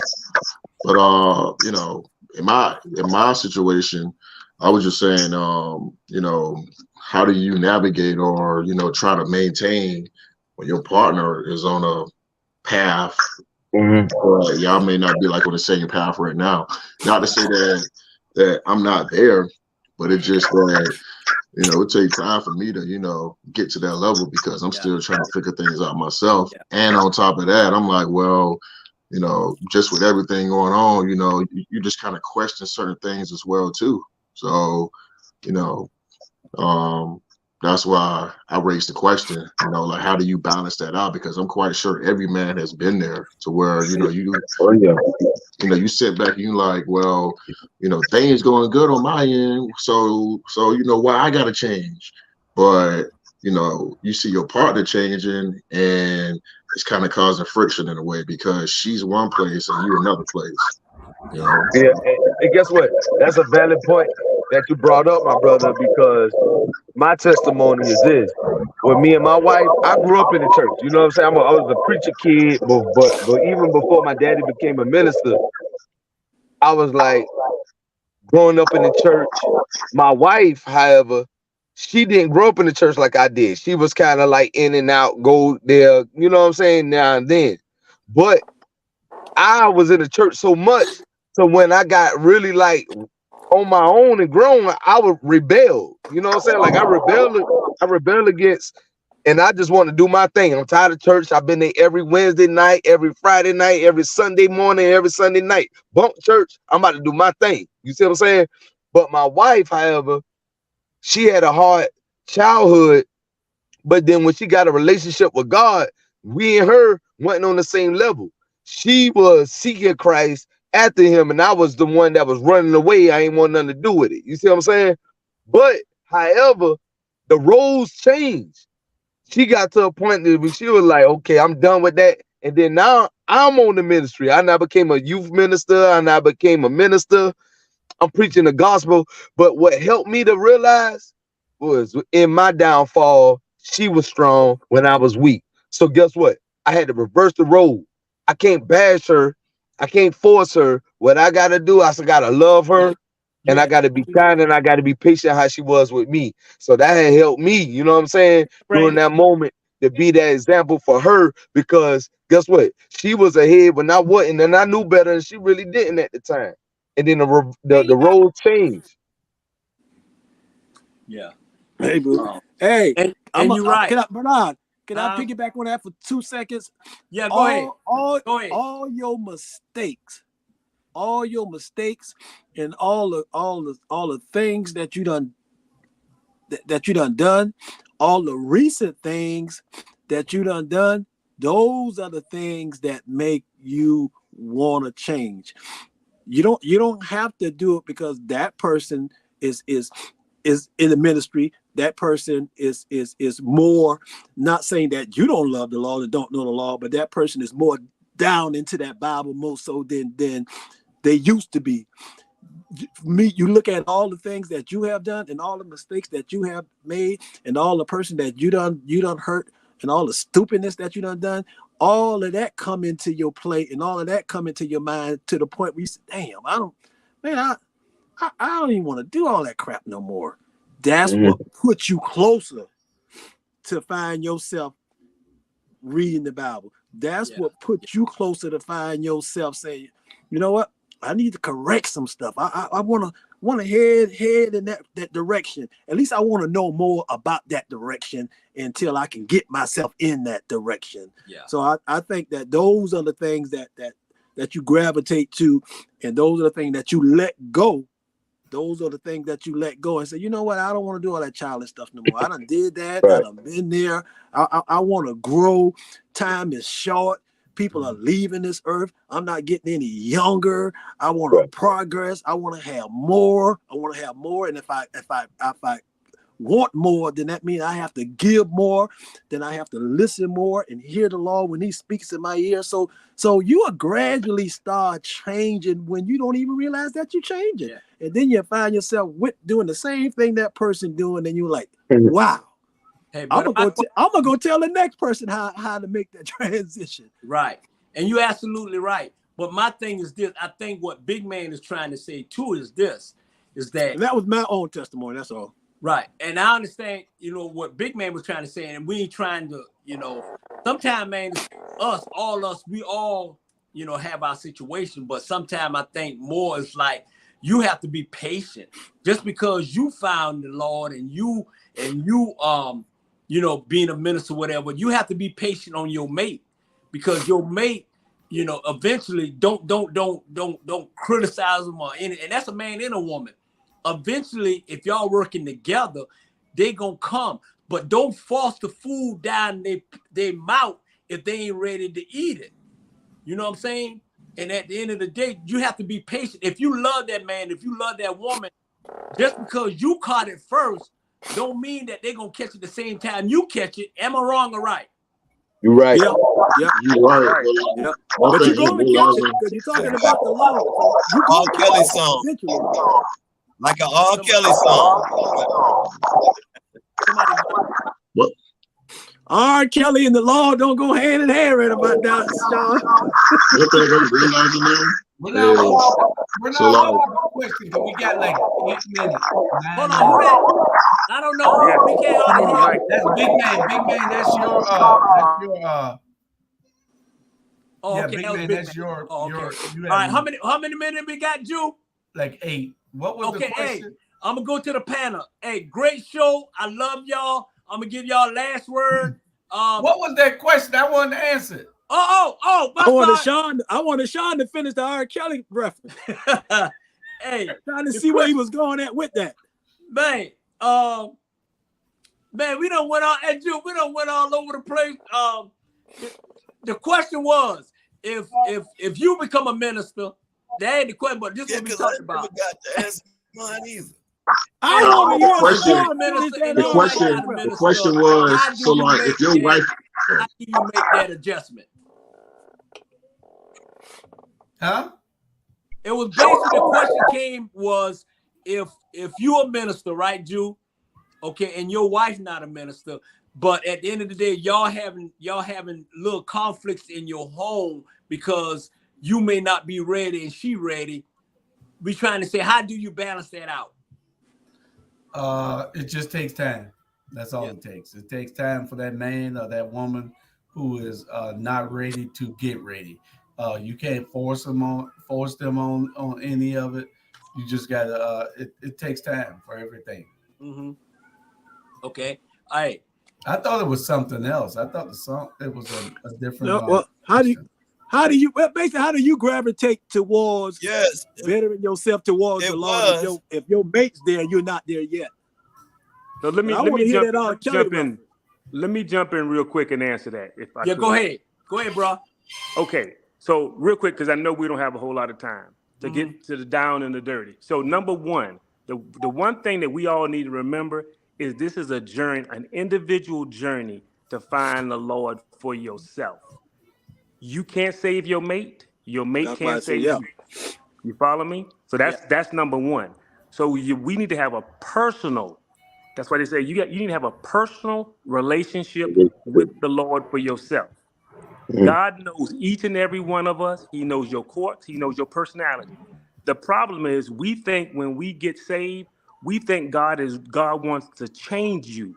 God don't want to change you. He want to use who you are Mm-hmm. because each one of us have a voice. Each one of us can reach a different person. We can't talk. That's why when you talk to somebody, sometimes you reach them and sometimes you don't. Every journey, everything that we've ever been through in life is a journey, and it's an individual ministry to be able to say, okay, I can relate to where you're coming from. So when I talk to somebody and I tell somebody about Christ, I don't try to save them because I can't save nobody. I don't have no heaven and no hell to put you in. Mm-hmm. You follow me? I can't save you, but what I can do is share the good news, and I plant the seed. It's up to God to send somebody else to water that seed. And I think that's where we get messed up. We get offended and we get our panties in a twist because if we say something to somebody and then they don't receive what we say, the Bible says shake the dust off your feet and keep it moving.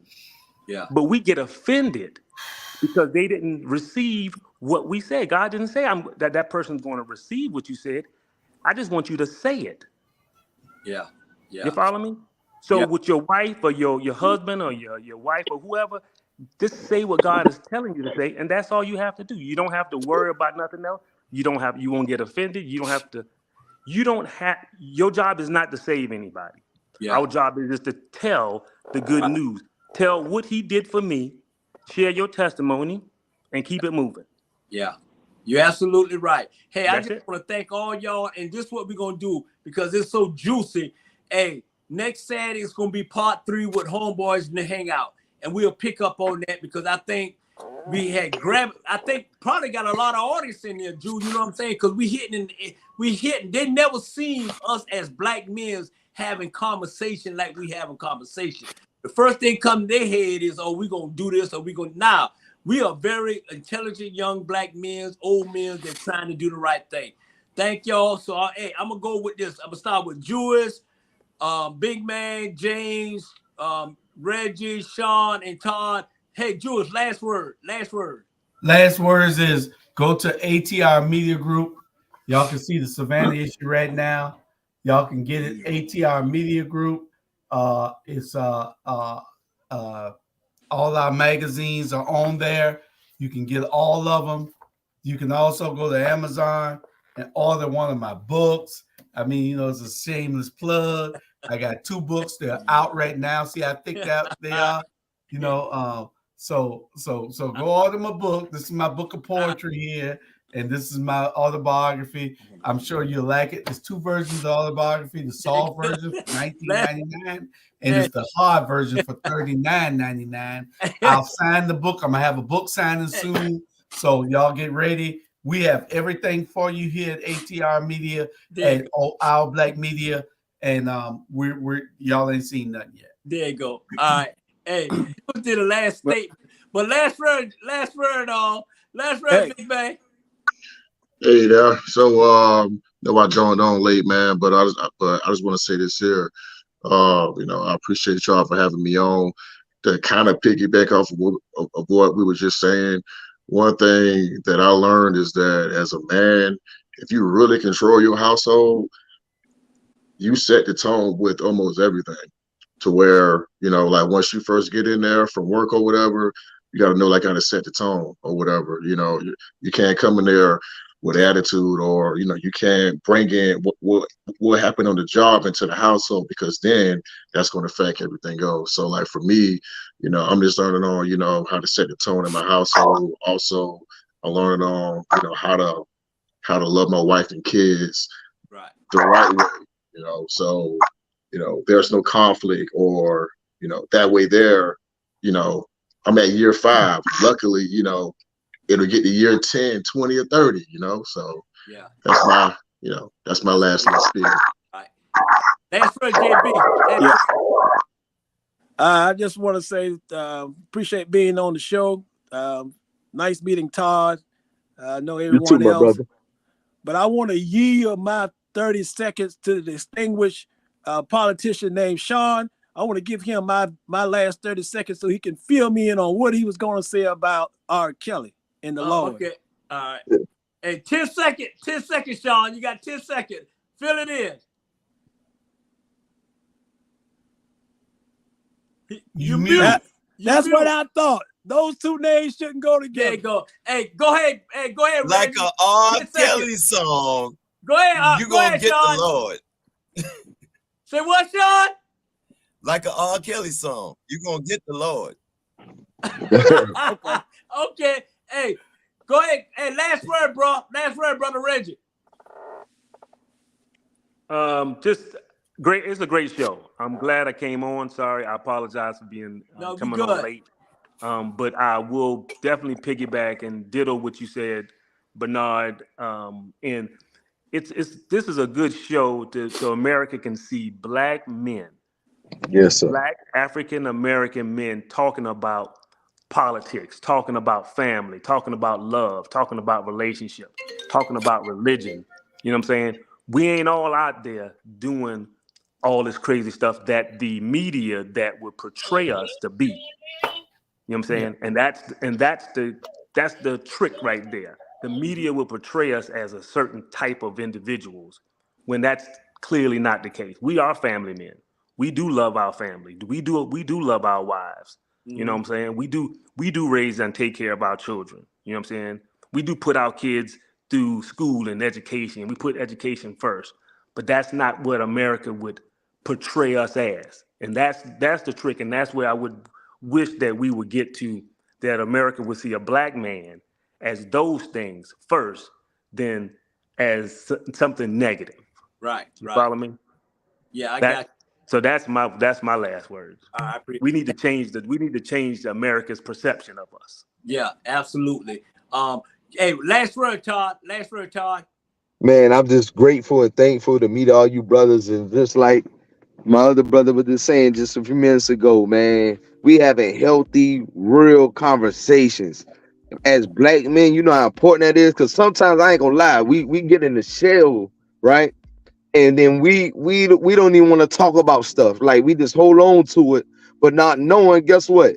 That y'all not been through some of this stuff too. So I'm not the only one that been through this. So it helps us to understand, like, man, this is life. It happens, you know what I'm saying? Just because I'm struggling in this, that don't make me a loser. That don't make me, you know what I'm saying, be a piece of trash. You know what I'm saying? It's issues, it's life. You know what I'm saying? So when we discuss, we strengthening each other because everybody got a testimony. Everybody on here got a testimony. You know what I'm saying? Right. So when we come together and we fellowship and we talk, and we get together, it's powerful. Another thing too, man, this platform here, it's a blessing to even have. So thank you, ATR. Thank you, Mr. Hall. Thank you, Mr. Bernard, Mr. Charlie, whoever. Thank y'all for what y'all do, man. Keep doing what y'all doing. Man, I'm going to keep pushing it. I'm going to support it in any and every way that I can, man, because this is important. Yeah. Hey. Bernard, Sean haven't made his final thoughts because I gave him my last. No, he good. We gotta go. Hey, I appreciate y'all for tuning in. Hey, I love y'all. Hey, like I said, we'll pick it up next week, part 3. Tell your mama, your dad, and everything. Share. Hey, we out of here. See y'all next week. I hope y'all learned something. Black men, we love y'all. Yes, sir. I learned a lot between my two brothers. One to leave his wife if she don't cook, and the other one to leave if he don't get peed on. Hey, you got some crazy brother. If don't go nowhere, don't log out. Y'all stay right there. Yes, sir.